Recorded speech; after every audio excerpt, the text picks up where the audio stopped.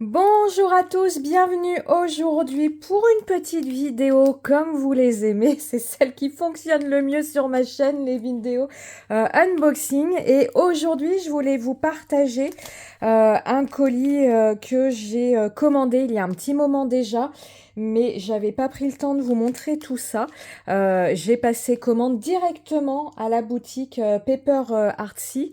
Parce que j'ai vu passer sur les réseaux de jolies réalisations avec les personnages que j'ai commandés. Je vais vous les montrer. Et puis la deuxième chose, comme je travaille un peu plus avec la gel presse, les peintures acryliques, que j'ai trouvé des techniques qui m'intéressent bien, vous les avez vues dans de précédentes vidéos, eh bien j'avais également envie de me commander pour les tester car je ne les connais pas, les acryliques de Paper Artsy.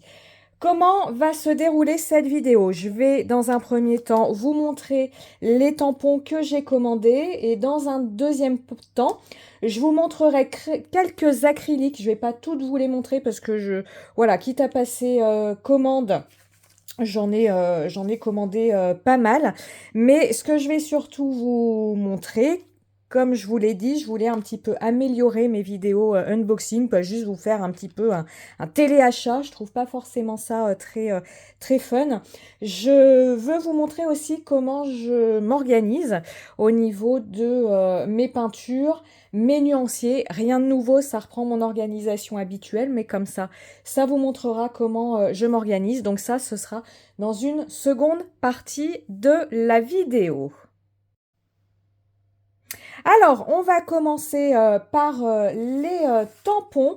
Alors, chez Paper Artsy, hein, les planches de tampons sont assez grandes. On est sur un format A5. Ce sont des tampons en caoutchouc. Je ne vous le cache pas, de toute façon, vous le savez, hein, si vous êtes dans le domaine. Ces tampons sont assez chers. Une planche vaut 23 euros. Voilà, au moment où j'ai passé commande. Hein. Si vous regardez cette vidéo dans quelques temps, les choses auront peut-être bougé.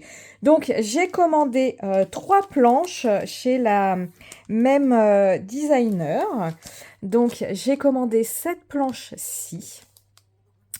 Avec, voilà, ce que j'avais vraiment envie de travailler, c'est leur personnage. Et je vous montre, donc on est sur des tampons d'une belle taille. Hein. Celui-ci, il est, vous voyez, hein, par rapport à ma main, je ne vais pas ressortir ma règle. On est sur de belles tailles. Donc ici, 2 timbres, un tampon de fond pluie et 2 tampons avec des petits sentiments. Vous les avez ici. J'ai commandé également, alors pour la poupette, non pas parce que c'est la saison de Noël. Je vous dézoome un peu parce qu'ils sont tellement grands. Voilà. Alors, je vous le disais, non pas pour la saison de Noël, mais comme ça je l'aurais. Mais c'était pour la poupette. Hein, vous voyez que l'on peut... sa robe est sans motif, donc on peut l'agrémenter des motifs que l'on souhaite. Et puis, bah, comme ça, j'aurai les petits mots, le petit bonnet de Noël au moment de Noël. Donc ici, pareil, il y a une poupette qui est plus grande que ma main. Hein, vous voyez, par rapport au format A5, la place qu'elle prend. Et j'ai commandé cette planche-ci. Je ne l'avais pas repérée, mais c'est en fouillant dans le site une planche que j'aime beaucoup avec l'artiste ici. Elle sur ses petits crayons et puis elle dans sa bulle. C'est vraiment les univers... artiste, poupette artiste, c'est vraiment des univers qui me parlent.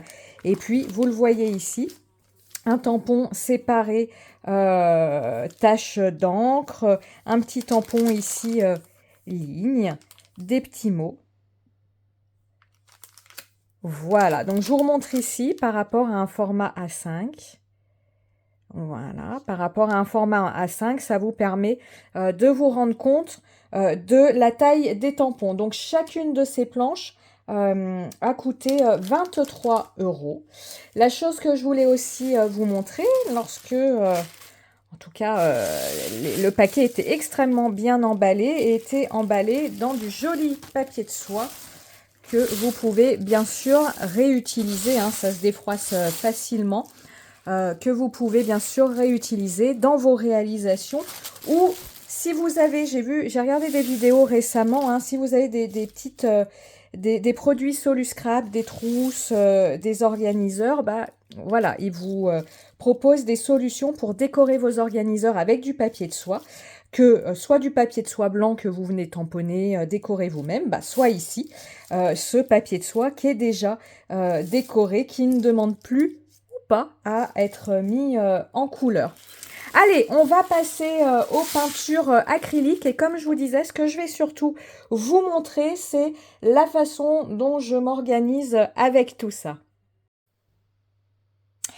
Alors, mes peintures acryliques, je vous disais, j'en ai commandé un certain nombre, Freshco Finish. Je vais pas vous montrer un à un les tubes, les petits pots que je me suis acheté parce que ça n'a aucun intérêt pour vous.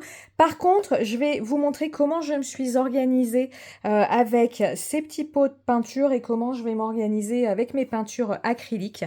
Donc, comme toujours, mes nuanciers, je les fais dans ce classeur. C'est un classeur Snap avec, vous voyez, je sélectionne des pochettes avec des petites, pour y mettre des petites cartes de 5 cm de côté. Donc, je suis venue pour chacune de mes couleurs, je vous montre ici, réaliser une petite carte. Ici, je suis sur du papier canson, du 180 grammes. Hein, on est pour du nuancier, on va pas utiliser du beau papier. En tout cas, pour l'acrylique, j'utilise du beau papier pour l'aquarelle. Ça, je vous avais expliqué pourquoi dans ma vidéo nuancier aquarelle. Pour l'acrylique, je n'en ai pas l'utilité. Sur ma petite carte, je note le nom de ma couleur. Je note ici le carré, c'est pour me dire si la couleur elle est opaque, semi-transparente ou transparente. Je cherchais si de l'autre côté il y avait une couleur non opaque, ce n'est pas le cas. Parce que les acryliques, c'est comme les aquarelles, vous en avez des opaques, semi-transparentes, transparentes. Donc quand je vais venir feuilleter mon nuancier pour faire mon choix de couleur, eh bien ça va avoir son importance pour moi. Et puis le petit numéro ici, ça m'indique par rapport à la liste que j'ai. Je vais vous la chercher. Hop. Par rapport à cette liste, dans quel sens elle va? Elle va comme ça. Je vous pousse un peu tout ça.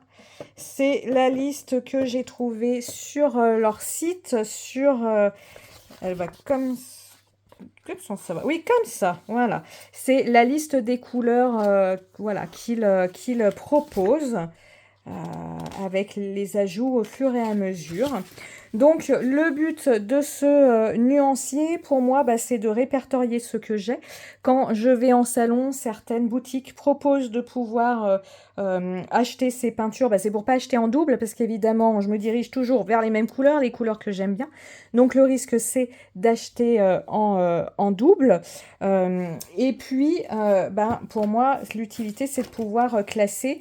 Alors j'ai laissé des cases vides, c'est toutes les peintures que je n'ai pas. Il y en a 180 au moment où je fais cette vidéo. Je suis désolée, la lumière est pas très très bonne. Je suis en plein soleil, je me suis calfeutrée, mais c'est pas fou. Voilà, donc vous avez ici différentes couleurs. Ici, elles sont bien plus peps en vrai que ce que vous voyez en vidéo. Et je vous disais, ce petit chiffre, alors je vais plutôt vous montrer, voilà, 171.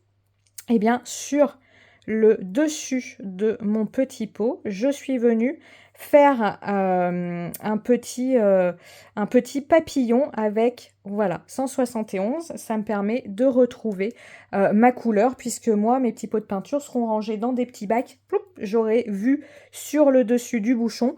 Pour réaliser ces petits papillons, rien de bien compliqué, je suis venue appliquer un petit peu de couleur sur une feuille autocollante. Je suis venue avec une perforatrice papillon perforer ma couleur, ajouter le numéro, coller sur mon bouchon et le tour est joué. Vous voyez, j'ai fait ça avec, je vous en ai sorti quelques-unes. 164, elle est là, vous voyez, 164. Donc ça, c'est une couleur, on nous dit qu'elle est transparente. Voilà, donc ça, une couleur transparente, je vais plus facilement pouvoir réaliser des glacis avec du couche sur couche qu'avec une couleur opaque. À vous montrer aussi, ils ont une couleur très jolie dorée. Voilà, gold. Donc ça, je l'ai prise également. Et puis, ils ont... Alors ça, il faut que je teste. J'ai aucune idée. C'est métallique et pearl, c'est à rajouter à ces mélanges, à rajouter en finition pour avoir un effet métallique ou perlé. Oui, j'imagine que c'est ça, hein. On verra, nacré. Voilà, donc je les ai pris aussi à tester. Ça, quand j'aurai pu tester, je vous dirai ce que j'en pense.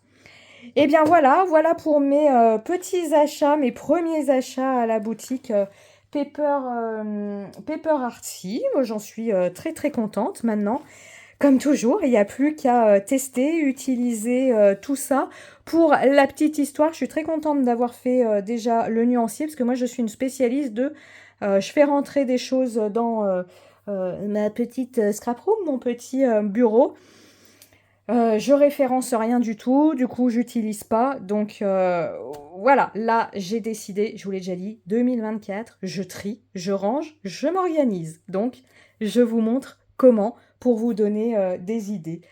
Je vous souhaite une très très bonne journée et je vous dis comme toujours à très bientôt pour de nouveaux tutos, nouveaux présentations produits, collections et d'ici là, amusez-vous bien. Ciao ciao.